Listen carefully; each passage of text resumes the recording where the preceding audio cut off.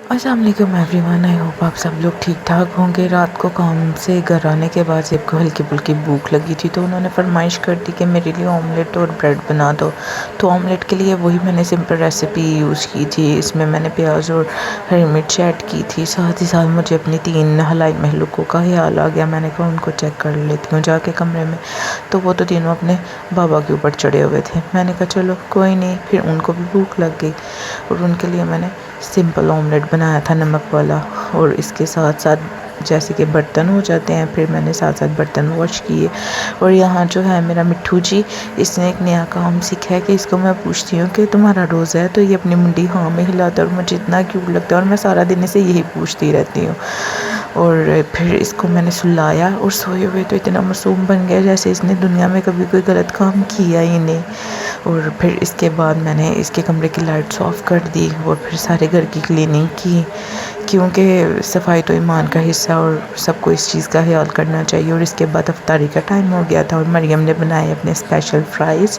और बहन बहुत ज़्यादा की तप्पी थी, कहती है 2-2 घंटे खड़ी रहती हूँ। मैंने कहा फिर तो मैं दुकान डाल देती हूँ। कहती हैं हाँ ठीक है दुकान डाल दो, कम से कम वहाँ से मुझे पैसे तो मिलेंगे ना, यहाँ पे तो मैं ऐसे ही खड़ी रहती हूँ। मैंने कहा चलो सही है, सोचते हैं तुम्हारा कुछ। और इसके बाद मैंने बनाए थे 7 चने चिकन और 7 वाइट राइस। और इसके लिए मैंने इजी सी रेसिपी फॉलो की थी।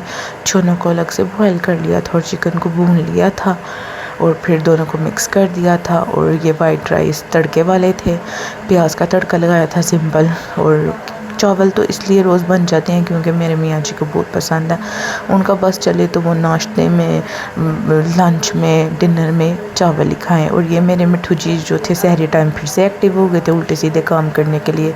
इसको नीचे उतारने की देर है कि इसने सबसे पहले दराज खोल के दवाइयाँ निकालनी हैं और फिर पूरे घर के चक्कर लगाने हैं और फिर उल्टे सीधे काम करने हैं। खाना दो इसको, इसने वो नहीं खाना, लेकिन उल्टी सीधी चीज़ें ज़रूर मुँह में डालनी है।